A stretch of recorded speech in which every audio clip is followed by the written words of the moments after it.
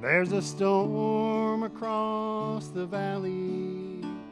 The clouds are rolling in. The afternoon is heavy on your shoulders. There's a truck out on the 4-lane, a mile or more away. The whining of his wheels just makes it colder. Welcome to Community Forum. Today is August 31st, 2023. I'm your host, Priscilla Almquist Olsen, and today we have the pleasure of having three very important people in Easton. Our fire chief, Justin Alexander to my left, David Field, the DPW chief, and police chief Keith Boone. So welcome, all of you. Thank you. Thank you for having us. And thanks for being here, and thanks for being on the show.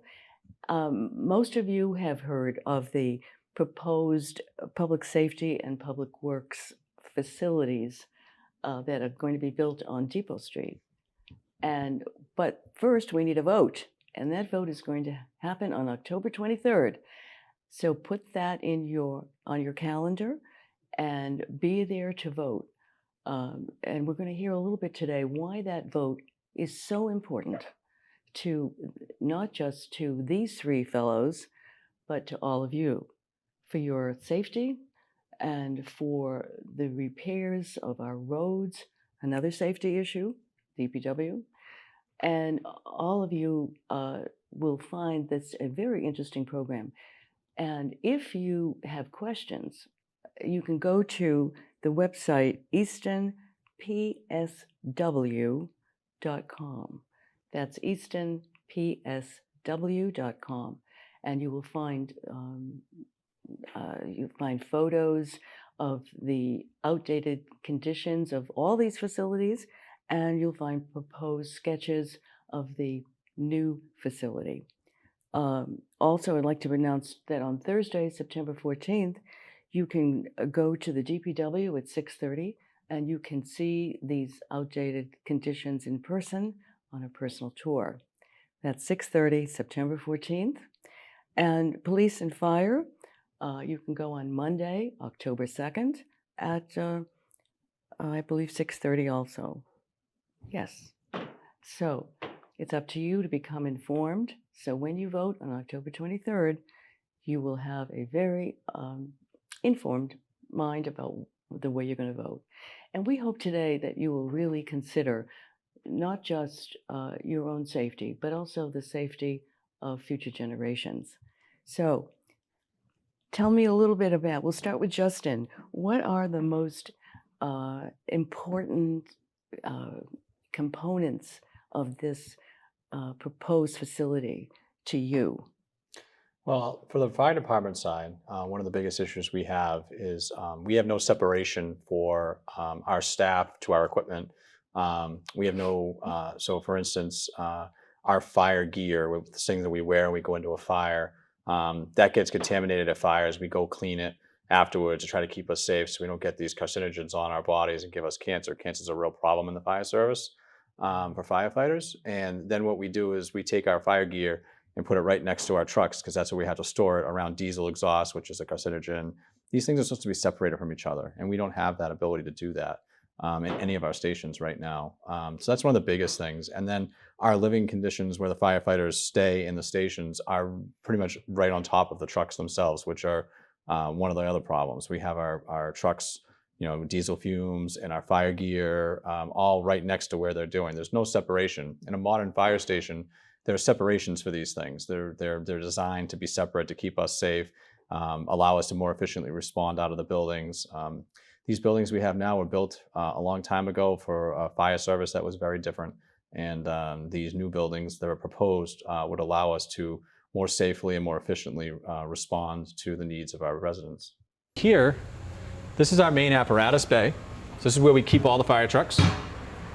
And you can see that it's very tight. Between all of our trucks in here and trying to back them in, the spacing is less than ideal. and so it's very challenging to fit our trucks in, and newer trucks are larger. So as we get new apparatus in the future, they're larger, and this apparatus space just can't support the future for the fire department. But does that limit you if you need a new engine? Yes. You have to. The worst thing you can do is build an engine for a parking space, because it never meets your needs. Okay. You want to build an engine But for your that's what you needs. have to do. Sometimes you do. You have to build an engine for a space, and I know of many a fire department that's had to do that, and it really limits the capacity of that piece of apparatus.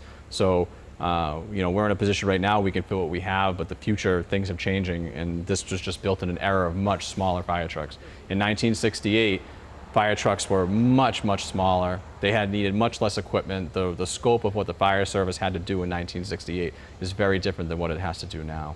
So as we walk our way through these trucks and wind our way through them, we have our workbench in the back. This is our only workbench where we try to fix our equipment. And you can see there's not too much here for us we can do with this type of situation. Normally this would be its own little room in a newer facility, so we can bring a chainsaw or other piece of equipment in and fix it and maintain it, so we're not sending it out to an outside shop at a higher cost to the town.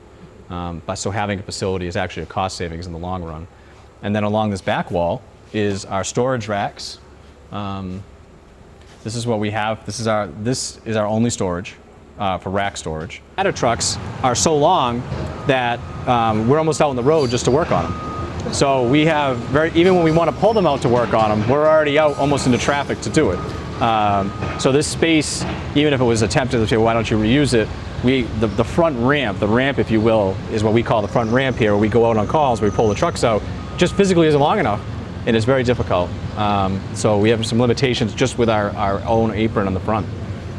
And I think, at least for me, one of the big things is the safety. Because I never really thought of that before, but we ask firefighters to risk their lives in any way. It doesn't seem like storing your gear should be one of those risks. So I think that's another big thing that would. Mm-hmm. Well, that's a great summary and synopsis. Thank you. And let's go to Dave next. Sure. Mr. Field, DPW chief. Most of those of us who graduated Oliver Ames and go back a lot of years remember that was the only building that we remember from our childhood, probably from our toddler days. So, and I'm hesitant to tell you how many years ago that was, but we know it's a long time. So Dave, give us a rundown on what are some of the conditions that you'd like to see replaced. Yeah, so some of the challenges with our existing buildings, and we have DPWs on multiple sites, and we have multiple buildings and structures on those sites. We're kind of disjointed, we're dated, the buildings are too small, and they're unsafe both for the environment and for our employees. So that's really the most important thing, and I'll expand on that a little bit. But basically we have 19 different buildings that make up the DPW. Our sign shop is in basically a shed, so like a person's typical backyard shed that we run a sign shop out of that. So all our signs and cones, we manufacture, cut signposts and those things in a shed. So it's really not appropriate anymore. We have our buildings were built 71 to 78 years ago. I don't want to spoiler alert on anyone's remembrance of when those buildings were created, but unfortunately, they're too small. We can't have all our equipment inside undercover, which is the most efficient way to have. We have approximately a $9 million fleet that sits outside that we can't wash. We don't have truck wash facilities or car wash facilities for any of our town vehicles. And we deal with very corrosive materials, so salt. So in a bad winter, we can have vehicles that sit unwashed because we can only rinse them down outside. And if the temperature is below freezing, we can't rinse them down. So that really shortens the lifespan of those vehicles. But again, the biggest issue for us is health and safety, environmentally and for our employees. We don't have adequate clearances. We don't have ventilation. So trucks are running in the garage when they pulled in. The diesel fumes are just being exposed to everyone. Same for the office staff. We smell diesel fumes every day, and solvents and paints and those things that get applied to our vehicles in the vehicle repair areas. It's all in the same ventilation, the same building. We don't have environmental containment for all the different chemicals and fuels and oils that we have. We don't have secondary containment, which is standard nowadays. And so anything that leaks into that building, there's really just not appropriate environmental safeguards. So between the health and safety of our employees, health and safety of the environment, and not covering and protecting the assets we have, that's why we need a new facility. Yeah, and $9 million worth of assets certainly need to be protected because, if they're going to deteriorate faster, as you say they do, then that's going to be additional money that residents are going to have to pay through their taxes. So it's also a good point, Dave. Thank you. Yeah, so this building was never built for the equipment that we have today. The fire department has the same experiences where they've outgrown their buildings. The equipment's just bigger. It doesn't fit in as well. This is the shop floor. This is where we maintain our equipment and park some equipment indoors during inclement weather, but we can only really fit a handful of vehicles inside. We have 60 vehicles in the DPW fleet. Most of them are outside, and that's not a great thing for our fleet. It shortens the life of the vehicles. Myriad of reasons why inside storage is better. But here again, you see kind of a really deficient shop floor. You can see a joint between the old building and the newer 1975 edition. It's kind of a trip hazard here. Brian, what are some of the other deficiencies you see?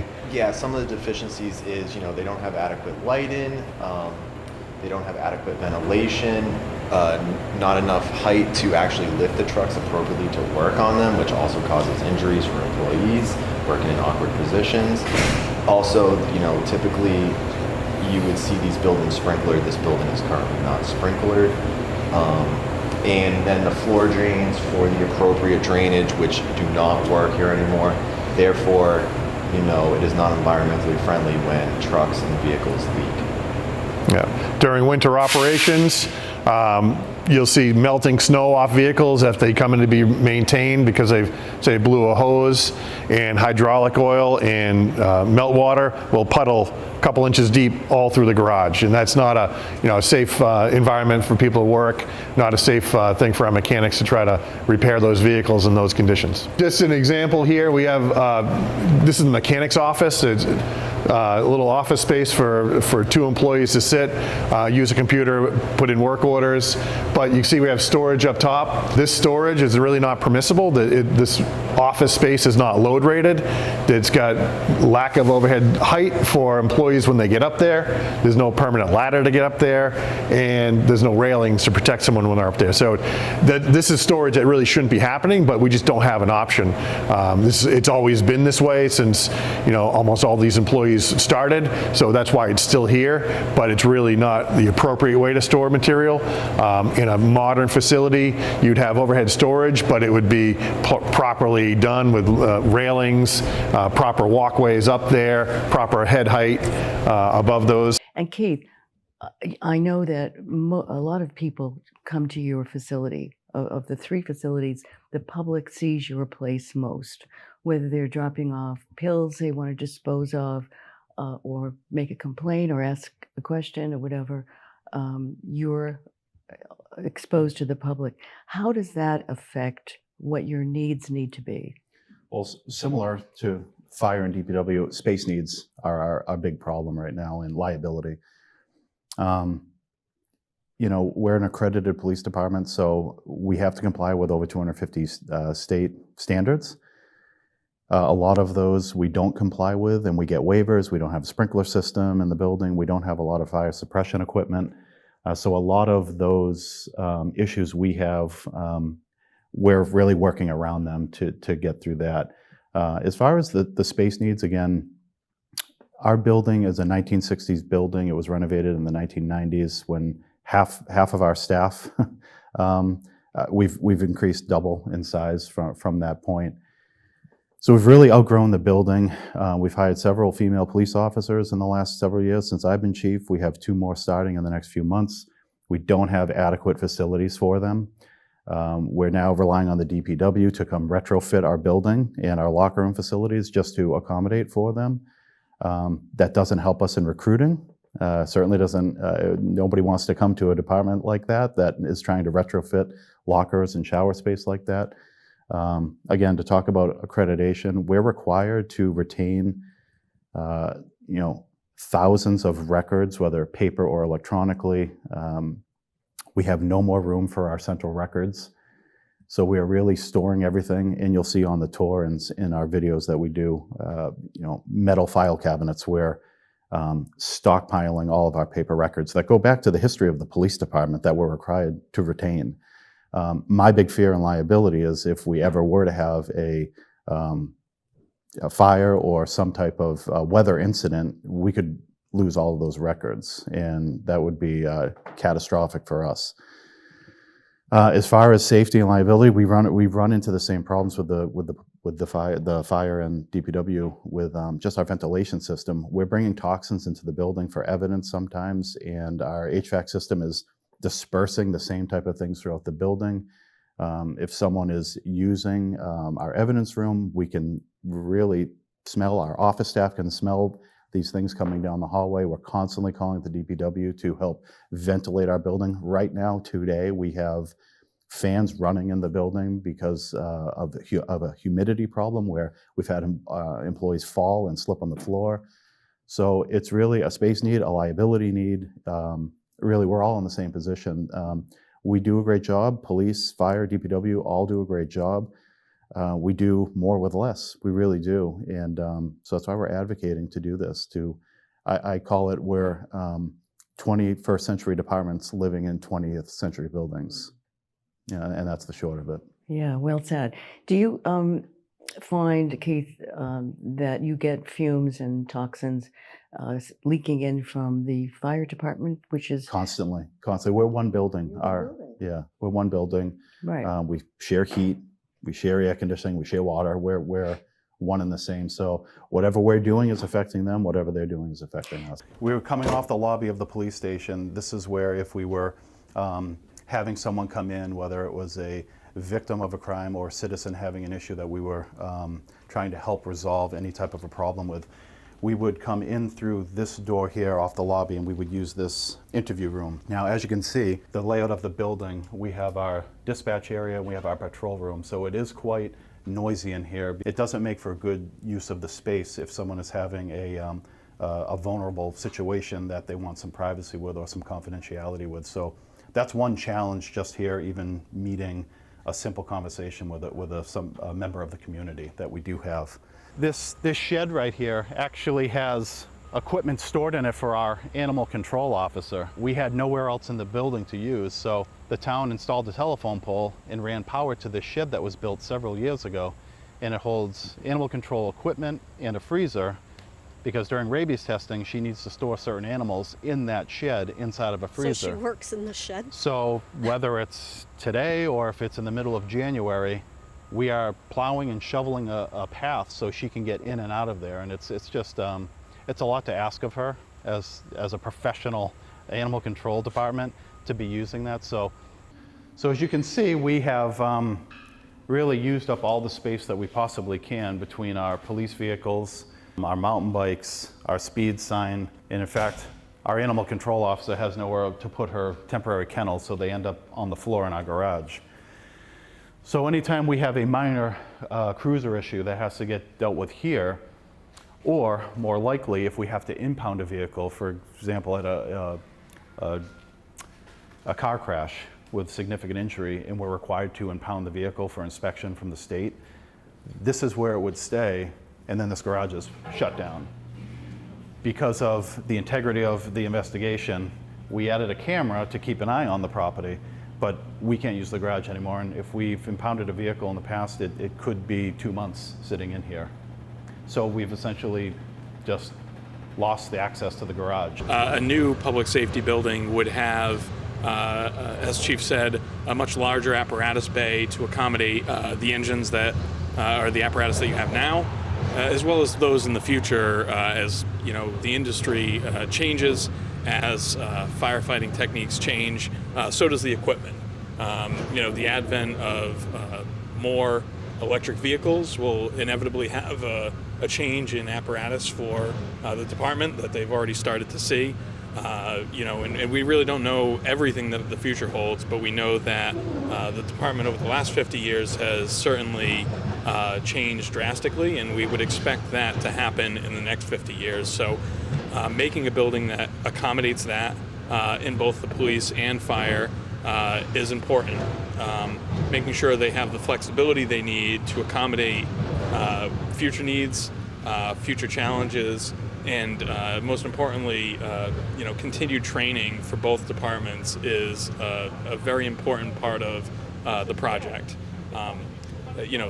Easton has an opportunity with that to, potentially couple that with some community access to those areas, which would greatly benefit the town. If you've served on a committee or board in town, you probably know that meeting space is limited in town. Town hall has some, and the schools have some, but an additional meeting space would always benefit local boards, committees, community groups. So having the ability to use those for multifunctional training, for multifunctional events, would also be helpful. I think, you've seen in this building a lot of challenges that are endemic of the era of the building, and a new building addresses a lot of those and makes room for 50 years of continued operation. So, Dave, tell us about how this separation is going to happen between police and fire, because they're going to have one facility, right? So it'll be one facility, but it's going to be a modern facility that's built to today's standards. Things are much different now, building-wise, construction-wise, than they were 60, 70 years ago. Mm-hmm. Okay, so you don't see that as a problem. In fact, you're going to eliminate the toxicity, right, Justin? Absolutely. Yeah. So the buildings are designed. An example would be where we keep our fire gear, I was speaking about earlier. It goes into a sealed room, and vents take the toxins off our gear outside so they can't get into the building. There's better design and room for our trucks to have exhaust extraction that's more effective than what we have today. So there's a lot of ways that we can make the building safer for everybody to be in. And I will say that to the chief's point, we have the gender issue as well with our women. We have 2 more coming on as well, and we struggle with that as well. So it's a real challenge for us. Now, Justin, you mentioned before in the beginning about the equipment that they wear, the firefighters wear, and how I believe it's the PFAS in the garments, which are cancer causing. But the good news is, I believe that this, by the end of this year or the beginning of next, Eastern firefighters will not have that dreadful problem, but rather you're getting new gear. Isn't that correct? It is true. So we're what's happened is we've gone to the lowest possible level of PFAS in our gear with our new gear that's coming, and we're grateful to the residents who voted for that. There's still one regulation out there that requires one small layer to have a tiny amount in it, and we're hopeful that by the time our next set comes in 5 years, that those regulations will have been promulgated and activated, and all the gear will be completely PFAS free. But as far as the best protection we can give our firefighters, we're doing it, and that's a tribute to the town because we're giving them the best that's on the market. Yeah. And PFAS is really a problem. And for the viewers out there, it's not just on firefighters' garments, which because PFAS it creates movement. So if you have a Teflon pan, throw it out, even though that egg slides right off. And it's the same with the fire equipment, the garments, that the water slides off. Isn't that right? It is. So there's very strict guidelines on what the gear is supposed to do, from vapor barriers and heat protection, and the way that the regulations are with our fire gear now. In order to meet the standard for protection, they need certain products of some chemicals in it to make the fabric. and they're working to come up with newer technology doesn't require those, so we can get it out completely. But they've made big strides, but we still have a little ways to go. Yeah, and so it's wonderful news. It's good to hear. Yeah, Yeah. we're very excited about it. Yeah, and I hope that the PFAS will get out of those two remaining cells that wells, the two remaining wells in Easton, which have PFAS above the required state limits. So, so what's your feedback? I'm sure you've been speaking in a lot of places and meeting a lot of people and sharing your views. Dave, tell me, what have you found? What's the response been? So everyone that we've talked to about it, and we've shown the buildings to, we've done the presentations to, unanimously have said there's no question you need new buildings. So, so we've had a lot of support from pretty much everyone we've talked to. It's just more of, we understand it's a an expensive proposition, and we hopefully are just laying the groundwork to make the case, and hopefully the voters will do what they think is appropriate. So have you spoken to the Lions? That's a big club. So we visited the Lions Club at a meeting. We've done the Furnace Village district, neighbor district. We've done some public outreach at a few different festivals. But this is something that we've been working on for a long time. So when I first started here in 2012, first thing I did was do an assessment of our buildings. So the Doran Whittier report came out. It was published in 2014 and laid out all the issues we had with all of our buildings. Up there high on that list were the school buildings, which now we've replaced those 3 early elementary schools into the new Blanchet Ames School. And that's really led to the remaining buildings that really needed to be addressed were police, fire, and DPW. So, so this is the next stage of that. So this has been going on for quite a while, and at various levels. And the Municipal Building Committee has been very intimately involved in this for a very long time. So I know it may seem new to some people that we're coming forward with this project, but the groundwork's been laid for a long time. Tell me, what is your schedule now? You're going to be going to different events. I know September 17th, we're having a very big fall finale to the concert festival that we had during the summer. And the streets will be closed the way they are in December for the Lions Rockery Holiday Fair. And there will be all kinds of vendors and music, continuous music. And I understand that you're going to have a table there too. So I'm sure you want to be there. It's a free concert, and there'll be food trucks and all kinds of wonderful, wonderful music on different stages. So come and then talk to these gentlemen personally, individually, and get your answers. But go to that website, and that is eastonpsw.com, and get yourself more educated. But we hope today that you have been informed about the needs, and that you will go to the town meeting vote at the Oliver Ames High School, October 23rd at 7 o'clock, and cast your vote and bring the safety buildings into the 21st century, because that's what we need. We have a beautiful new school building, and now we need to finish the job. So I thank you all for being here today and contributing to this great forum and telling us all your needs and so forth. But there are more needs than they've described today. I know that. And so we're going to be showing you photos also of some of the inadequate places. And don't get scared, and but get angry and get committed to voting on October 23rd, 7 p.m., Oliver Ames High School. Thank you for watching. Priscilla Almquist Olsen, bidding you farewell.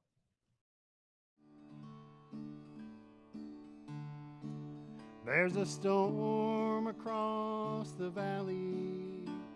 The Clouds are rolling in. The afternoon